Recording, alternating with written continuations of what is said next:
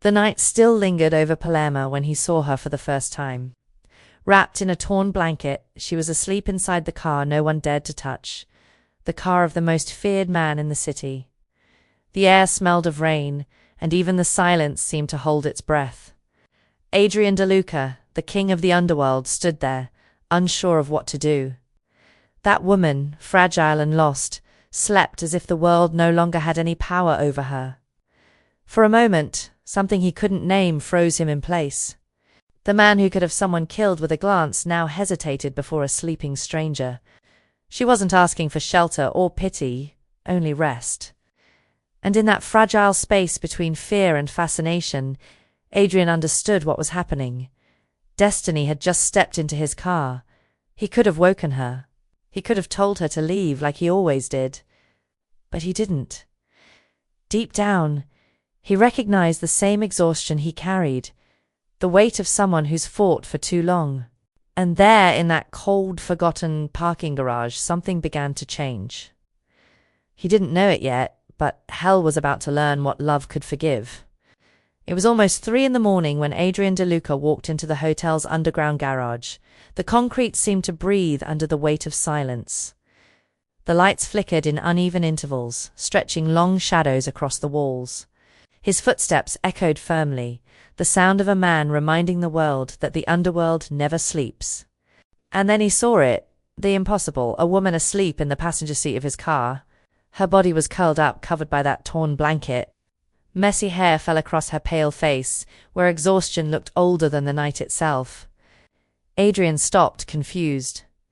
In all his years dealing with danger, no one had ever dared to get that close to him without permission. Yet there she was, motionless, fragile, defenseless. Something inside him hesitated, and for the first time in years he didn't know what to do. The air smelled like gasoline and distant rain. A thin stream of water trickled down the wall, hitting the floor like a clock counting down an inevitable fate. Adrian approached slowly, his long coat brushing the ground. The woman stirred, mumbling something in her sleep. A name, maybe a plea, maybe a regret. "Who are you?" he whispered, but the words died before reaching the air. His hand hovered over the glass, ready to knock and wake her up.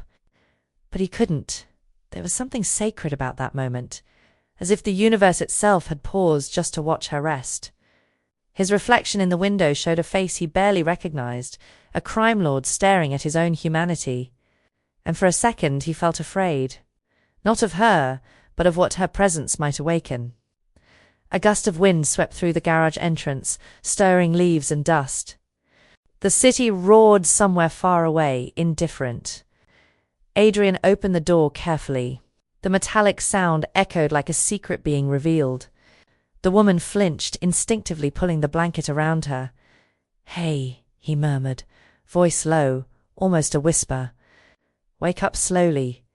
But there was no command in his tone, only the fear of breaking something delicate. Her eyes opened slowly, wide with confusion and fear. For a moment she didn't recognize the man standing before her. Then the memory of where she was hit her like a shock. She tried to get out, stumbling, apologizing through tears. Adrian grabbed her arm, firm but not violent. "What do you think you're doing here?" His voice was cold, but his eyes said something else. Curiosity, maybe even pity. I just needed a place where no one would see me," she said, her voice trembling. The echo of her words filled the empty space, brushing against something he had buried long ago. Adrian studied every detail of her face, the fear, the exhaustion, the trace of dignity still alive. She didn't look like a beggar or a criminal, just someone running from something bigger than herself, and that unsettled him deeply. Silence stretched between them, heavy as lead. Adrian exhaled and looked away, as if meeting her gaze could tear down his armor. "My car isn't a shelter," he finally said, voice rough. "I know," she whispered, but it was the only place that felt safe. And in that moment, a distant thunder rolled through the air, as if the sky itself had answered. The lights flickered. For an instant, her face lit up, and he saw something rare. Purity. Not innocence, but a kind of purity that survives even after the world tries to destroy it. Adrian turned away, swallowing hard. The man who ruled through fear and blood now stood disarmed by a barefoot, silent woman. And that made him vulnerable. She folded the blanket carefully, as if returning something that wasn't hers. "I'm sorry. I shouldn't have touched your car." He said nothing. He wanted to reply, but no words felt right. The sound of dripping water from the ceiling marked time, slow, painful. The wall clock showed nearly 4 a.m, yet inside that place, time had stopped. When she began walking toward the exit, something tightened in his chest. He didn't know if it was compassion or guilt. Maybe both. "Wait," he said, his voice softer than he intended. She stopped but didn't turn around. The sound of her worn-out shoes on the concrete echoed like the ending of something he hadn't yet understood. "What's your name?" he asked, barely realizing he had spoken. She hesitated, her shoulders trembling under the thin blanket. "It doesn't matter," she said quietly, without looking back. Then she walked away. Adrian watched as she disappeared around the corner, her shadow swallowed by the dim light. What lingered was an echo, something between regret and curiosity. And for the first time in years, he felt the absence of an answer. Outside, the rain began to fall, heavy and relentless. The sound hit the concrete like a distant drum. Adrian leaned against the car and looked at the seat where she had slept. A strand of hair caught on the fabric, the forgotten blanket, the faint scent of lavender, small traces of someone who shouldn't have existed in his world. Yet he knew this wasn't the end. His footsteps echoed back to the elevator, but his heart stayed there, trapped between steel and silence. The man who once ruled entire territories now found himself conquered by an emptiness he couldn't explain. Her face, even just a glimpse of it, kept coming back to him. There was something in that tired expression he recognized, a pain he had long pretended not to feel. The elevator climbed slowly, and each floor felt like a judgment. Adrian caught his own reflection in the mirrored wall, tired eyes, sleepless nights carved into his face, an empire held together by fear and loneliness. "Why didn't she ask for anything?" he muttered, as if the question itself carried weight. In his world, everyone wanted something, but that woman only wanted to disappear. Outside, Palermo still glittered, but no light was strong enough to chase away what he felt. The dawn broke in shades of grey, and the rain turned the streets into mirrors. Adrian closed his eyes, breathing deeply. "Forget it," he told himself. But the subconscious doesn't obey reason, and the image of her sleeping in his car became a glowing scar in his mind. When he reached the penthouse, the smell of coffee and gunpowder greeted him. Rocco, his right-hand man, was on the phone, arguing about a missing shipment. But Adrian barely heard a word. His thoughts were still trapped in that garage, with that silent figure. The man who saw weakness as a threat now saw humanity as danger. In his office, he lit a cigarette and stared out the window at the city. "A woman sleeping in my car," he murmured, almost laughing at the irony. The laugh died quickly. He sat down, fingers tapping the desk in a slow rhythm, like the heartbeat of a memory refusing to fade. He knew destiny never played games. When it crossed two paths, it always had a reason. Outside, thunder split the sky. The sound rolled through the air like a warning. Adrian crushed the cigarette in the ashtray, but the scent lingered, mixed with the faint trace of lavender that seemed to haunt him. He walked to the mirror and saw a man divided, torn between control and something new, something he couldn't name. Deep down, he knew it wasn't just curiosity, it was fate. And fate, when it hides behind coincidence, rarely misses its mark. Adrian didn't sleep that night. The sound of rain against the windows blended with the thoughts chasing him. The image of that woman, curled up in silence inside his car, returned again and again, like a gentle ghost. He tried to forget, but something kept pulling him back to that moment. The fear in her eyes, the tremor in her voice, the way she asked for nothing. The next morning, as he crossed the hotel lobby, He saw a figure sitting quietly in a corner near the exit. It was her. The same blanket over her shoulders, the same look caught between fear and hope. For a moment, he thought about walking past, pretending not to see. But then she looked up, and the world seemed to stop. No words were spoken, just a silent recognition between two people running from themselves. Adrian approached. "You're still here." His voice was softer than he meant it to be. Elena stood slowly, adjusting the blanket. "I had nowhere else to go." He crossed his arms, trying to wear the posture of a man who ruled his world. "And now?" She looked down. "Now I'm leaving." She said it with a dignity that disarmed him. He watched as she walked toward the door. Each step felt like a goodbye he hadn't given permission for. Outside, the rain fell in steady sheets, turning the city lights into shimmering pools. When she reached for the handle, instinct overpowered pride. "Wait." The words shot through the silence like a gun in the dark. Elena stopped, hesitated, but didn't turn around. "Come with me." The tone sounded like an order, but his eyes were asking for something else. She followed without knowing why. They walked side by side to the hotel restaurant, closed at that hour. Adrian unlocked the door with his security key. Cold lights flickered on, illuminating the empty space, tables perfectly aligned, glasses waiting for stories that would never be told. He gestured to a chair. "Sit." Elena sat carefully, uncertain of what to expect. Adrian went to the counter and poured her a glass of water. His hands trembled slightly, not from fear, but from something unfamiliar. "Why were you down there?" he asked. She took a slow breath before answering. "Because I couldn't run anymore." The silence that followed was heavy, charged with something invisible. He leaned back in his chair, studying every movement she made. No expensive perfume, no makeup, no disguise, only raw truth. In his world, that was dangerous. "And what are you running from?" he asked. Elena met his gaze, and for an instant the fear was gone. The wrong people, the wrong secrets. Her voice carried the weight of a confession. Adrian looked away, intrigued. "And yet you thought my car was a good hiding place?" She gave a faint, ironic smile. No one would look for an innocent woman inside the car of the most dangerous man in Palermo.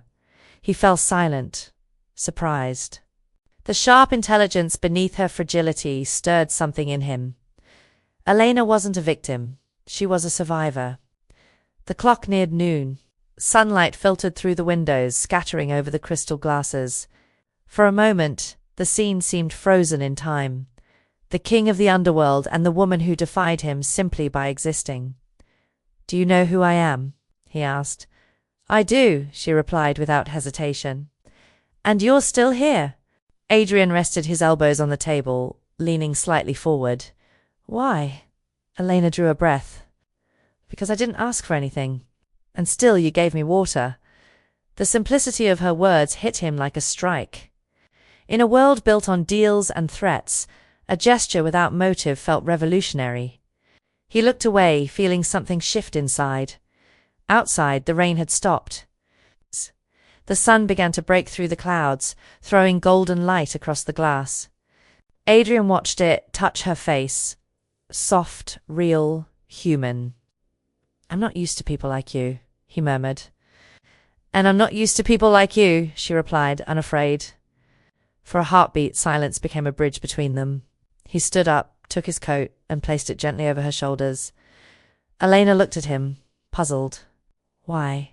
He didn't answer. His eyes said everything he couldn't. "Stay away from Palermo for a while," he said finally. She frowned. "Why are you helping me?" Adrian exhaled slowly, as if fighting something inevitable. "Because you're not like anyone I've ever met." She lowered her head, moved. "And is that good or bad?" He didn't answer. He just turned away, walking toward the window and staring at the world outside. Cars rushing by, people running, life hurrying on as always. "I haven't decided yet," he murmured, almost to himself. The words hung in the air, heavy, bittersweet. When she left the restaurant, the city felt more alive. Adrian stayed behind, staring at the half-empty glass of water. Her reflection lingered in the glass, as if time itself had refused to erase her.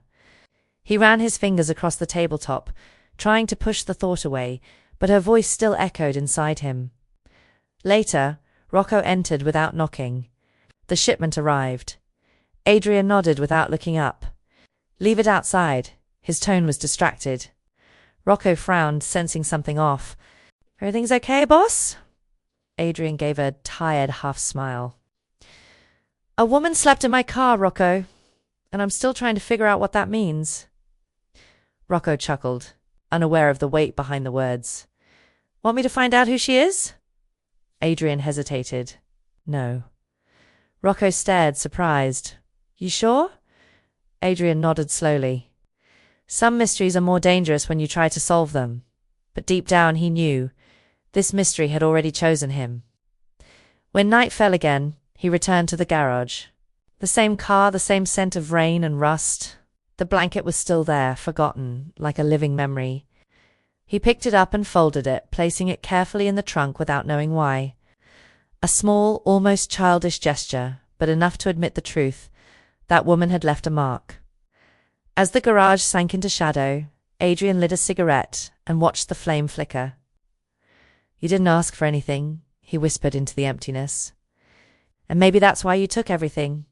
Evening settled over Palermo like a curtain of grey and gold. From the top of his penthouse, Adrian De Luca watched the horizon, pretending the day was ordinary. But her name, or rather, the absence of it, haunted him.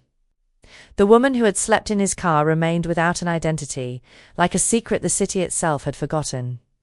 And it was that silence that troubled him most. 3 days passed before fate, impatient as ever, decided to intervene. Adrian went down to the docks to oversee a shipment, and saw her again.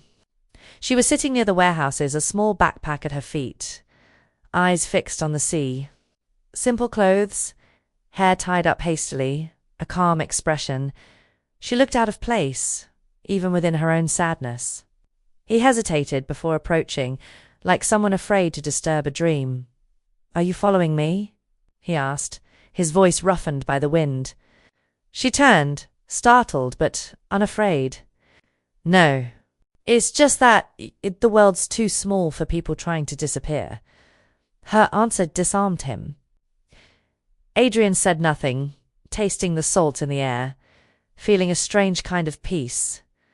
There was something about her that made him lower his guard, something neither power nor danger could explain. He nodded toward the car. "Come." She hesitated. "Where to?" "To eat." His tone was clipped, but his eyes betrayed compassion. Inside the car, silence filled every space. The distant cries of gulls and the hum of the engine became a melancholy soundtrack. Elena gazed out the window, unsure whether to be grateful or afraid. They arrived at Adrian's private restaurant, a place of luxury wrapped in loneliness. Marble walls reflected the glow of the candles. The air smelled of wine and memory. He motioned for her to sit, poured her a glass of water, and watched her carefully. "What's your name?" he finally asked. She took her time answering, as if the name itself had become a burden. Elena Vargas. The name sounded soft, almost musical, but carried wounds within it. Adrian noticed. Beautiful name, not for the one who bears it. She looked away. "Why?" he asked without thinking. "Because it cost me everything." The words came out slowly, heavy, each syllable like a confession. And Adrian, a man used to lies, recognized something rare in her voice. Truth. Elena told him she had once been a nurse at a public hospital, that she had exposed a corruption scheme involving counterfeit medicine, that the wrong people found out, and suddenly her life became one long escape. "The system forgot me, but they didn't." Adrian listened in silence, his eyes fixed on her. Each sentence was a blade reopening old wounds, the kind he knew too well, the price of truth. By the time she finished, the restaurant was completely still. The candle flickered, casting shadows that danced across their faces. Adrian leaned forward on his elbows. You should have run farther. Elena smiled faintly, tired. And where does someone go when they've lost everything but their conscience? He had no answer. For the first time he felt ashamed of his own power, of the way the world obeyed him while she fought just to survive. You shouldn't be here, he said firmly. And you shouldn't care, she replied, her voice steady. Elena's gaze cut straight through him. For the first time someone saw him, not the name, not the empire, but the man. Adrian took a slow breath, trying to regain control. Where will you hide now? I don't know, she said. But I know what I don't want, to keep living in fear. He gave a faint smile. Is that courage or madness? Depends on who's asking, she replied, unblinking. And in that moment he realized no threat in his world frightened him as much as this woman. Rain began again, soft and constant. Drops traced paths down the glass like tears from the sky. Adrian stood, took his coat, and walked her to the door. If you keep walking like this, someone will find you before nightfall. And what will you do? She asked, half defiant. He smirked faintly. Maybe make the mistake of helping you. Elena stopped on the sidewalk, the wind playing with her loose hair. Why? She asked. Because you're not afraid of me. Adrian's tone was calm, but it carried something he didn't understand himself. She looked into his eyes as if searching for something lost inside the abyss. Maybe because I've already met worse monsters. The silence that followed revealed more than any confession ever could. Adrian reached out, offering her a ride anywhere she wanted to go. She accepted. The car rolled slowly through the wet streets, and the city, with all its sins and secrets, seemed to watch them from afar. In the passenger seat, Elena stared at the lights reflected on the window, and he stared at her reflection. When they stopped in front of a small, abandoned cafe, she thanked him. You don't have to get involved anymore, Adrian. He was caught off guard when she said his name. How do you know who I am? Everyone does, she said softly. But I'd rather not believe in rumors. He said nothing, only watched her walk away. Her words lingered, echoing in a place even he couldn't silence. When he returned to the car, Adrian found a simple necklace on the seat, a small worn medal of St. Michael. He held it between his fingers, feeling the cold metal. It wasn't something she had forgotten. It was a sign, a quiet message that fate wasn't done toying with them yet. Back at the penthouse, the sound of rain against the glass was the same as that night in the garage, the same rhythm, the same calling.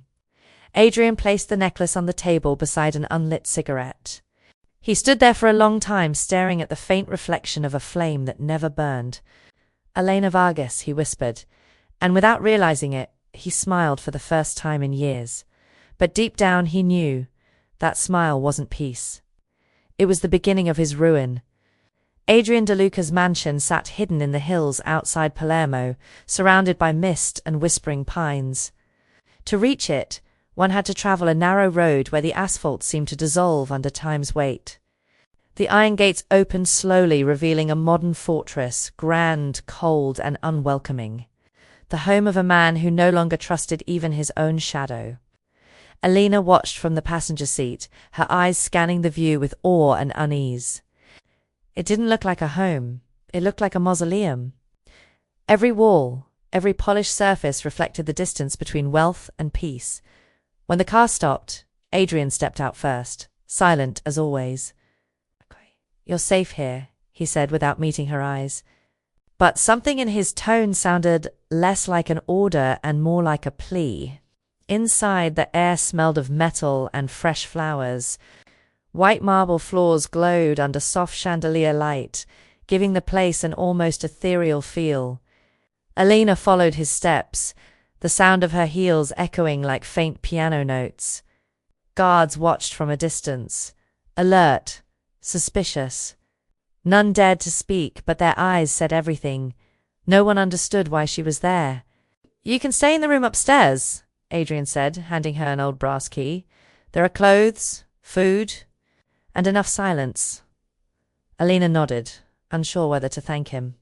He led her up the stairs, and for a moment their reflections met in the hallway mirror, two different worlds trapped in the same image, the predator and the survivor. Neither looked comfortable with what they saw. The room was spacious, with tall windows and heavy curtains. On the bed lay a linen blanket and a vase of fresh flowers. The gentleness of the gesture disarmed her. She sat carefully, afraid to wake from what felt like a dangerous dream. Outside, the distant rain tapped against the glass, and the cold whispered through the walls. For the first time in days, Elena breathed without running. On the other side of the door, Adrian stood still. He could hear her soft footsteps across the wooden floor. Part of him wanted to go in to make sure everything was fine, but something deeper, older, stopped him. He returned to his office, convincing himself it was only about safety. But the truth was simpler. Her presence had seeped into the walls. Elena began exploring the house little by little. The main hallway led to a gallery filled with portraits, stern men, distant women.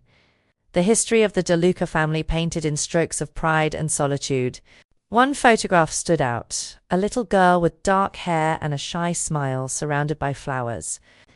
Beneath it, the name read, Emilia De Luca. "My daughter," said a voice behind her. Elena turned. Adrian was standing there, a glass of whiskey in his hand, his eyes lost in the picture. "She's been gone 5 years." His voice broke on the words. Elena didn't answer. She simply stood beside him, silent, because sometimes silence is the only thing that heals. In that moment, pain spoke louder than fear. Adrian took a sip and set the glass on the mantel. "It was my fault. I left her waiting while I handled business." The voice that once commanded armies now trembled. Elena looked away, hiding her compassion. "No one controls time," she said softly. He gave a half smile. "I tried, and I lost everything." The fire crackled faintly, casting dancing shadows between them. Elena reached out, touching the edge of the frame. "She looks happy." Adrian nodded. She was. "Before she met the man the world says I am." The weight of his words lingered like a sentence. And in that moment, Elena understood. The monster the world feared was just a man haunted by ghosts. In the days that followed, the house began to change its rhythm. Guards spoke in softer tones, the lights felt warmer, and even the piano, long closed, now stood open. At night, Elena sometimes heard him playing, slow notes, full of longing. She would quietly descend the stairs and watch from afar. He wasn't the feared crime lord then, only a father remembering how to love without fear. Adrian pretended not to notice her, but every note was a conversation in disguise. He played what he couldn't say, and when the music stopped, the echo mingled with her breath. "Why do you always play the same songs?" she asked one night. He looked up. "Because they're the only ones that don't betray me." The answer made her smile, small but genuine. She began helping with small things, preparing tea, arranging flowers, organizing books. Adrian watched from a distance, never stopping her. That woman was bringing life to a place ruled only by order and silence. And the strangest part, he didn't want it to end. "You don't have to do any of this," he said one afternoon. "I know," she replied. "But emptiness bothers me." Sunlight poured through the windows, painting the floor in gold. Adrian watched her standing there, surrounded by light, and thought that maybe even hell could find redemption if it had her face. But he said nothing, just looked away, lighting another cigarette, pretending he still controlled his fate. One night, Elena entered his office to return a book. The lamp cast a dim glow across Adrian's face. He looked exhausted, eyes fixed on papers that no longer mattered. "Are those people still after you?" he asked, not looking up. "Maybe. But here no one finds me, here no one touches you," he corrected. His words sounded more protective than he intended. She moved closer. "Why?" she asked softly. "Why do you protect me?" Adrian looked up, and for a heartbeat, the silence between them said everything. Because I've already lost everything power could give me. And maybe you remind me of what it took away. The words hung between them, warm and painful. Elena turned her gaze aside, her heart tightening. That night she couldn't sleep. Sitting by the window, she watched the distant city lights. Every flicker reminded her that the world outside still existed, cold and merciless. But inside that fortress of steel, something felt different. Not safety, but a strange kind of peace. She wondered if this was the beginning of something, or just the prelude to another fall. Adrian didn't sleep either. He walked through the halls to the balcony. The cold wind stung his face, but he didn't care. In the room beside his, the light was still on. He knew she was awake, and for the first time in years, the sound of solitude didn't feel deafening. In the dark, between steel and silence, two hearts long used to pain began to beat in the same rhythm, unaware that love, when born in hell, always comes with a price. The night fell slowly over the mansion, wrapping the place in golden melancholy. The only sounds were the crackle of the fireplace and the faint patter of rain against the glass. Adrian DeLuca sat quietly, his shirt open, revealing half-healed wounds. The dried blood on the cloth told of a recent battle, but the pain that consumed him wasn't physical. It was the invisible weight of guilt. Elena entered softly, carrying a small medical bag. "Let me see that," she said, her voice firm yet gentle. He obeyed without question, something he rarely did. She pulled up a chair, sat in front of him, and began cleaning his wounds with slow, careful movements. Her touch burned more than the alcohol, not from pain, but from something painfully human. "You shouldn't take risks like this," she murmured. "Risk is the only language I know," he replied. For a moment the world stood still. The sound of the damp cloth, the scent of medicine, the warmth of the fire, everything melted together into a silent rhythm. Elena worked carefully, replacing the bandages, her eyes tracing the scars that marked his skin like memories carved in flesh. "How many of these come from the past?" she asked softly. Adrian gave a faint, humorless laugh. "All of them. Some never healed." Her gaze softened, and in that quiet exchange something shifted. "You think you can fix hell with bandages?" he asked, his tone half mocking, half curious. Elena raised her eyes, her voice low and steady. "Maybe. If you stop bleeding alone." The words hit him deeper than she could have known. He wanted to answer, but nothing he could say would carry the same weight. Silence said everything. She stepped back, finishing the bandage. "There. Done." Adrian rose slowly, his movements deliberate, the space between them narrowing with every breath. "You have steady hands," he murmured. "Years in a hospital," she replied, her expression unreadable. "And a stubborn heart." He took another step closer. "Those are the hearts that survive." The air between them thickened, charged with something unspoken, fragile, dangerous, inevitable. Elena looked away, trying to regain control. "You need to rest." He nodded but stayed still, his voice rough when he finally spoke. "You remind me what it's like to feel pain and still want to live." She swallowed hard, her pulse quickening. "Then feel it," she said quietly. "It's what keeps you human." Her words hung in the air like a fragile prayer neither dared to repeat. Later that night, Adrian heard her singing. A soft melody, light and haunting, drifted through the rain. He followed the sound and found her sitting on the balcony, soaked under the drizzle, gazing at the horizon. "You shouldn't be out here," he said.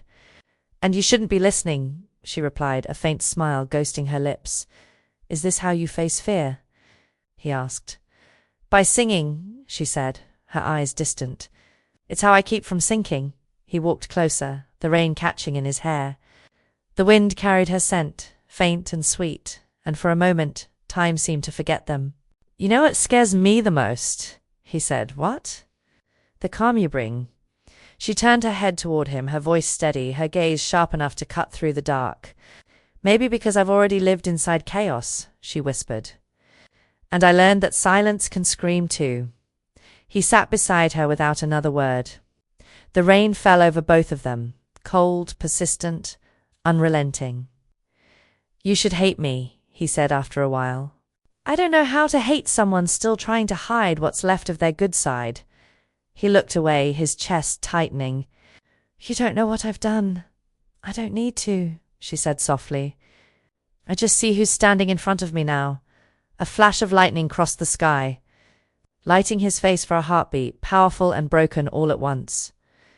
You confuse me, Elena, and you scare me, she said with a small, honest smile. I guess we're even.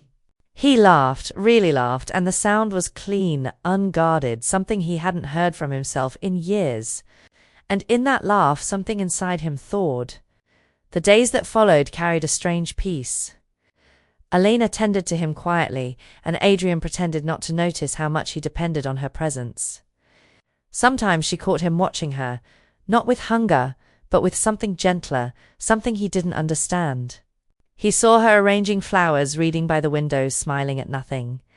Moments so simple, they felt like fragments of a life he'd never lived.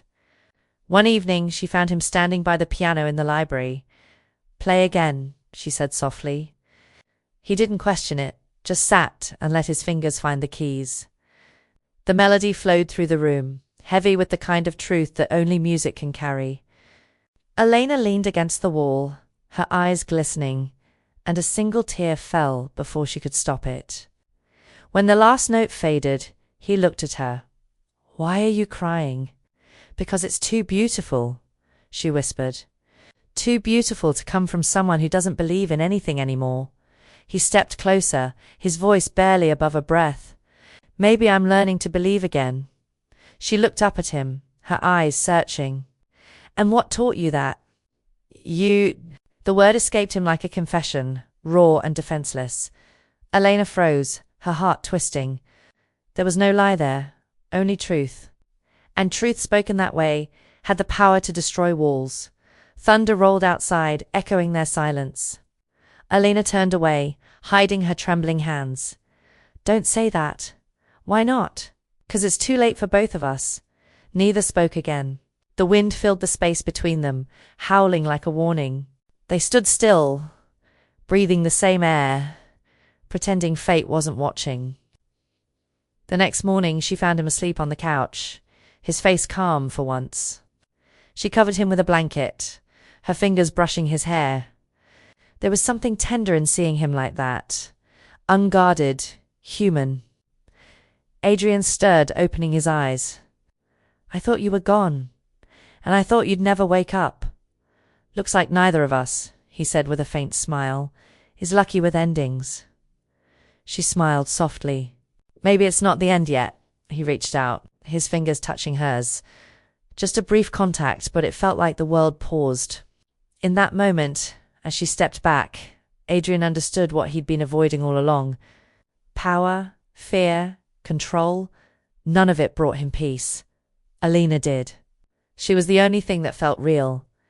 And that night, when he heard her voice singing again under the rain, the truth finally struck him. It wasn't desire. It wasn't even love, as he knew it. It was redemption, quiet, uninvited, and already too deep to escape.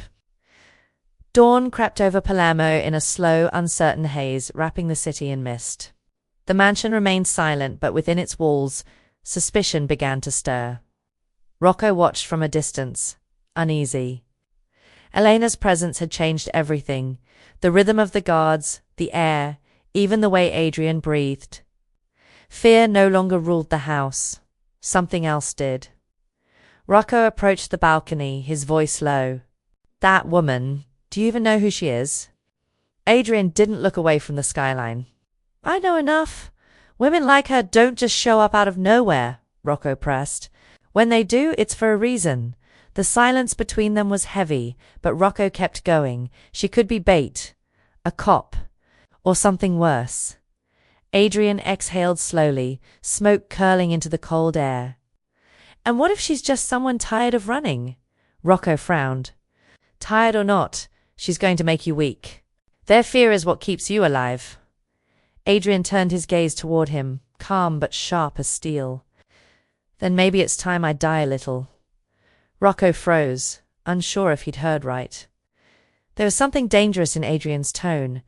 Not threat, but humanity.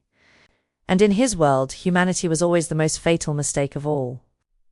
From the top of the stairs, Elena listened without meaning to. Every word cut through her chest like a blade. She didn't want to be the cause of another war, but it was too late.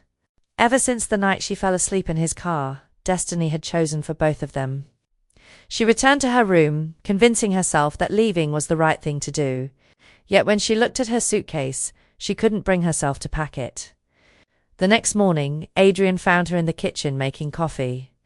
The air was filled with the scent of roasted beans and the soft crackle of an old radio playing a forgotten song. "You should rest," he said. "And you should smile more," she replied without turning around. He paused, watching the gentle movements of her hands, the calm that somehow disarmed every layer of his armor. "People here are afraid of me," he murmured. "Maybe that's because they don't really know you," she said. Adrian let out a short, bitter laugh. "If they did, they wouldn't survive it."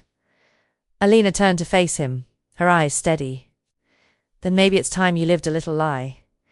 The words surprised even her, and she blushed. But he only smiled faintly. "You have no idea what you're saying." "I do," she answered, her voice quiet but firm. "You're the most dangerous man I've ever met, and the saddest too." The sentence broke something inside him. He wanted to reply, but before he could, the sound of screeching tires shattered the calm. Guards rushed in with weapons drawn. The radio hissed, a voice shouting, suspicious movement at the gate. Adrian's instincts took over.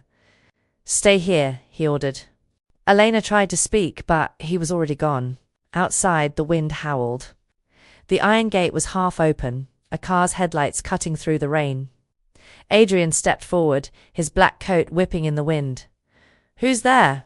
His voice echoed across the yard. No answer, just the hum of an idling engine. He took 2 more steps, and the explosion threw him to the ground. The blast shook the entire mansion. Windows shattered, flames painting the sky in red and gold. Alina ran toward the entrance, shouting his name, "Adrian!" Guards tried to stop her, but she broke free. The air smelled of smoke and iron. She found him lying on the ground, covered in dust and blood. "No!" she cried, kneeling beside him. "You should have run," he whispered with a faint smile. "And leave the only man who ever protected me to die alone," she shot back. She helped him to his feet, his body trembling under the weight of pain. The guards fought the spreading fire as the rain came down harder, hissing against the flames. Adrian looked at her, dazed. "Why did you do it?" "Because you saved me first." Their eyes met, and for a moment, hell itself seemed to hold its breath. Later, back inside the mansion, Rocco stood in the doorway, his face tight. "You got lucky," he said. "Next time you won't." Adrian wiped the blood from his brow, his voice cold. "That wasn't luck. That was a warning." He knew someone had betrayed him, and he already suspected who. But when he glanced at Elena, sitting wrapped in a blanket, her hands trembling, the anger faded for a heartbeat. "You okay?" he asked. She nodded. "As long as you are." The silence that followed felt sacred. The fire crackled softly, reflecting in their eyes. Adrian stepped closer, his movements slow, deliberate. He reached out, his fingers brushing her face. Elena closed her eyes. It was a simple touch, but it carried every word they couldn't say. "It's going to get worse from here," he murmured. "I know." "And you'll still stay?" "I will." That night, neither of them slept. Rocco entered the office quietly. "Are you sure she's worth the risk?" Adrian lit a cigarette, the flame flickering between them. "I've risked more, for less." Rocco hesitated. "She's changing you." Adrian didn't answer right away. Then quietly, "She reminded me that I still can change." Outside, the rain was easing, but the danger wasn't. Men moved in the shadows of Palermo, setting the next plan in motion. And beneath the distant thunder, a new promise was born, that this time, Adrian De Luca would kill for love. Morning came wrapped in false peace. After nights of fear and sleeplessness, the mansion finally seemed to breathe again. The smell of fresh coffee mingled with the faint perfume of flowers, Alina had placed on the table. For the first time, the silence didn't sound like a threat. Adrian stood on the balcony, watching her move through the kitchen.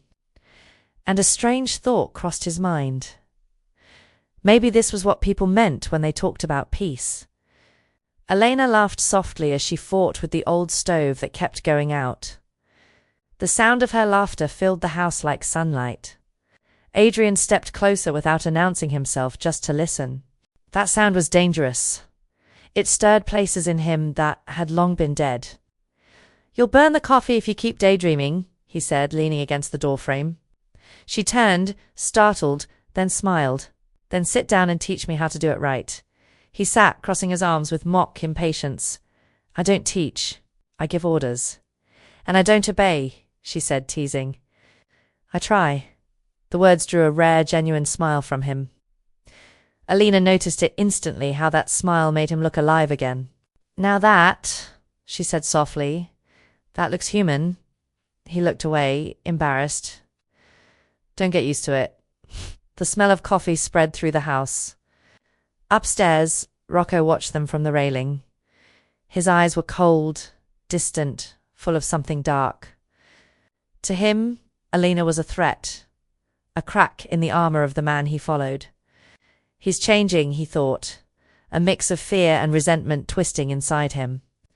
And in their world, change was just another word for weakness. Later, Adrian and Alina walked through the garden. The roses had bloomed, and the air was thick with moisture and memory. "I never thought I'd have this," she said, touching a petal. "Have what?" he asked. "A place that makes me forget what it feels like to run." Adrian looked at her, his chest heavy. "I've been trying to forget too, but forgetting was a luxury men like him could never afford." At that very hour, in an abandoned warehouse on the outskirts of the city, a group of armed men gathered. One of them held an envelope, inside recent photos of the mansion, and of Alina. The informant had delivered them in person, torn between loyalty and fear. His name, Rocco. That night, Adrian received a call. The voice on the other end was calm, almost polite. "Beautiful houseguest you've got there," it said. "Shame she's not as hidden as you think." The silence that followed was sharp enough to cut. Adrian hung up without replying, but his eyes burned with fury. He walked straight to Rocco's room. It was empty. On the table, a single cigarette still smoked. The scent of betrayal was unmistakable. He stormed down the stairs, blood boiling in his veins. "Alina," he shouted, but only the echo answered him. The back door was wide open, and the wind carried the fading sound of tires spinning on gravel. He ran outside, heart pounding like a war drum. On the ground, under the pale light of the moon, lay her St. Michael pendant, the same one she never took off. The world that had felt safe moments ago now crumbled again. Adrian picked up the necklace, his hands trembling. "Rocco," he hissed, the name dripping like poison. Inside his mind, images collided. Elena smiled, the fire at the gate, the blood on his hands. "Whoever touches her," he muttered between clenched teeth, "won't see the sunrise." Somewhere deep in the city, Elena woke tied to a chair. The room smelled of oil and rust. The lights flickered, and distant voices blurred together. A man stepped closer. "You must be important to him." She tried to speak, but the taste of blood silenced her. "I'm nobody." "Wrong," the man said, his smile sharp. "You're everything he can't afford to lose." Footsteps echoed outside. Her breathing quickened, not from fear of pain, but from what she knew would come after. She had seen those eyes before, the eyes of a man willing to burn the world for love. And Adrian DeLuca never left a promise unfinished. Back at the mansion, he was loading his weapons. The veins in his forearms bulged, his expression cold and focused. But this wasn't hatred driving him, it was wounded love. A fire that burned deeper than all the darkness he'd ever known. "Get the car ready," he ordered. "Where are we going?" the guard asked. Adrian's reply was steady, lethal. "To take back what was stolen from me." In a warehouse on the edge of the city, Elena whispered prayers through gritted teeth. She wasn't asking for salvation, only time. The distant roar of engines made everyone turn. The leader smirked. Looks like the king came for his queen. Outside, headlights cut through the rain. Adrian stepped out of the car, pistol in hand, his eyes cold as stone, his heart burning. The rain began to fall harder, just like the first night he saw her sleeping. That's when he knew the circle had closed. The city drowned beneath the storm, the rain washing the streets as if trying to cleanse the sins of the night. Adrian drove through the darkness, headlights slicing the fog, the engine roaring in sync with his pulse. The St. Michael pendant swung from the rearview mirror, clicking softly with each turn. It was the only sound besides thunder, a reminder of his vow to hell itself. Whoever touches her will not see the dawn. The port's warehouses loomed ahead, surrounded by shadows and ghosts of his past. He had used this place before, to hide bodies, to bury secrets. Tonight, it would host his redemption. He stopped the car a few meters from the entrance. The wind carried the smell of oil and betrayal. He closed his eyes for a second, whispering something between a prayer and a farewell. Inside, Elena fought against the ropes digging into her wrists. Blood ran down slowly, mixing with dust and rust. Laughter echoed around her, the hollow kind that came from men who mistook cruelty for power. "He's coming for you," one of them sneered. "And when he does, he'll die." Elena lifted her head, meeting his gaze. "Then you don't know who he is?" 3 firm knocks hit the metal door. Silence swallowed the room. The leader motioned for 2 men to check. They opened it, and the first thing they saw was a shadow. A tall figure, drenched in rain and fury. Then came the flash of steel. The first gunshot cracked like thunder. After that, there was only darkness. Chaos erupted. Screams, gunfire, the thud of bodies hitting the floor. Adrian moved like a beast unleashed, every step fueled by rage and love. Blood splattered the walls, but he felt nothing. The years had made him a weapon, but this time, his violence had a soul. Love itself had become his trigger. Elena struggled against the ropes, heart racing. Each shot drew closer, and then the door burst open. Adrian stood there, soaked in rain and smoke, eyes burning like embers. For a second, she thought she was dreaming. He crossed the room, firing without hesitation, every bullet precise, every movement measured. "I told you to run," he said, cutting her loose. She fell into his arms, gasping for air. "And I told you I wouldn't let you die alone." Their eyes met, forgiveness, fear, love, all tangled in one look. "Let's go," he said, taking her hand. The warehouse burned behind them, flames reflecting in their eyes like judgment. They ran through the chaos, sirens wailing, explosions tearing the night apart. The wind carried the scent of gasoline, lightning tore across the sky. Elena stumbled, and he caught her instantly. "Don't let go," she said. "Not even if I wanted to," he answered. The roof collapsed behind them in a roar of fire and metal. Outside, the rain poured harder, drowning the flames, washing away the blood. Adrian pressed her against the car, both of them shaking, trying to catch their breath. "Is it over?" she asked, voice trembling. He looked toward the horizon, the burning port, the heavy sky. Nothing ever ends that easily. Yet in his voice there was peace. Elena touched his face, her fingers wiping the blood from his cheek. "You're hurt. You healed me," he said simply. No irony, no mask, just truth. She smiled through her tears. "What now?" "Now," he said, breathing deeply, "we live." The silence that followed was louder than any explosion. The rain softened. The city, somewhere far away, began to wake. The first pale light of dawn broke through the clouds. Adrian looked at Elena and understood. This was what he'd been searching for all along. Not redemption, not forgiveness, just a reason. "You brought me back," he whispered.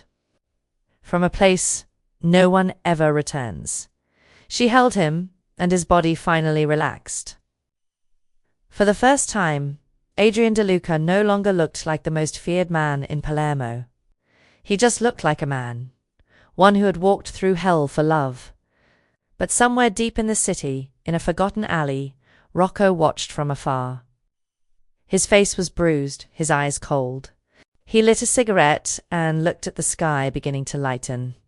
"You won this one, boss," he muttered, blowing out smoke. But hell never forgets its debts.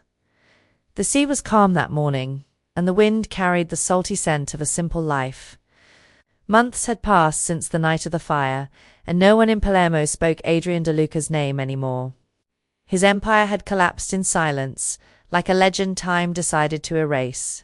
Now he lived by a small fishing village, fixing boats and trading the dust of power for the quiet hum of the waves.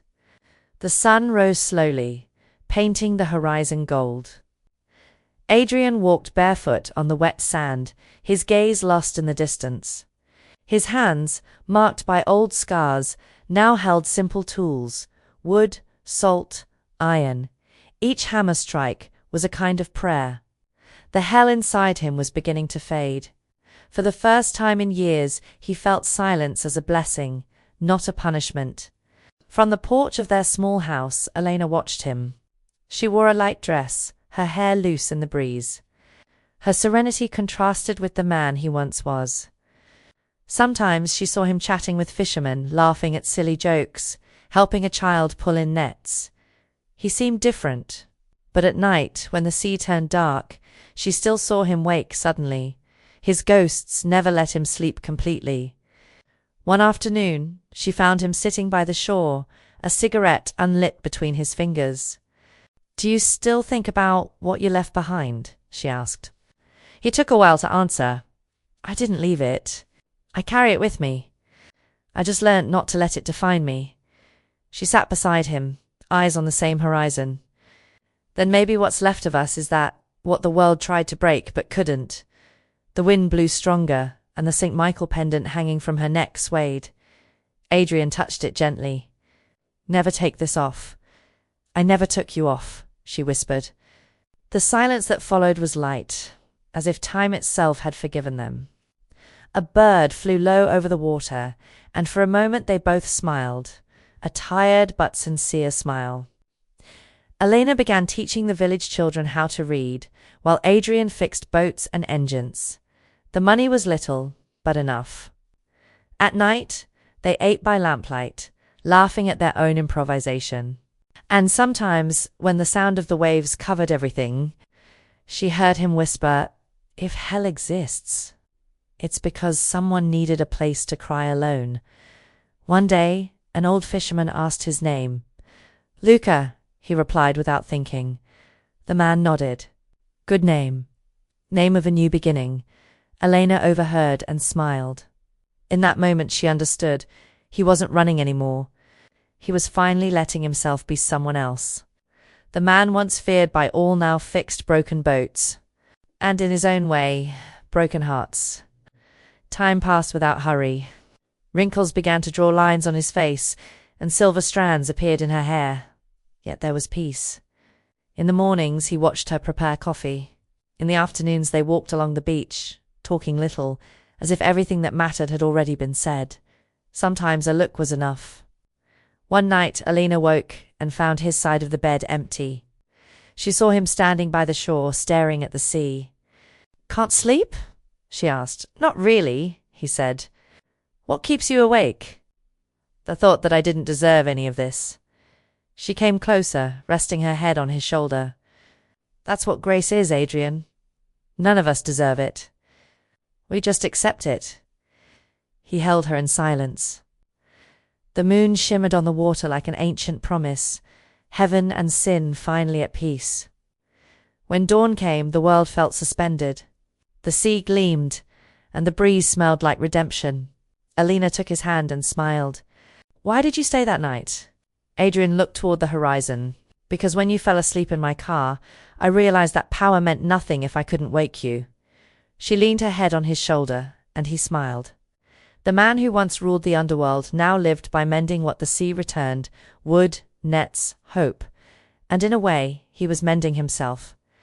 No empire could buy that kind of peace, because it wasn't born from victory, but from forgiveness. And that morning, between the sound of the waves and the warmth of the sun, two sinners finally found rest. But somewhere far away, the wind still whispered his name, a reminder that even the redeemed carry the shadows of who they once were. The years passed like waves, breaking softly on the shore of memory. The fishing village grew old with them, and the small house by the sea became a shelter for stories time refused to erase.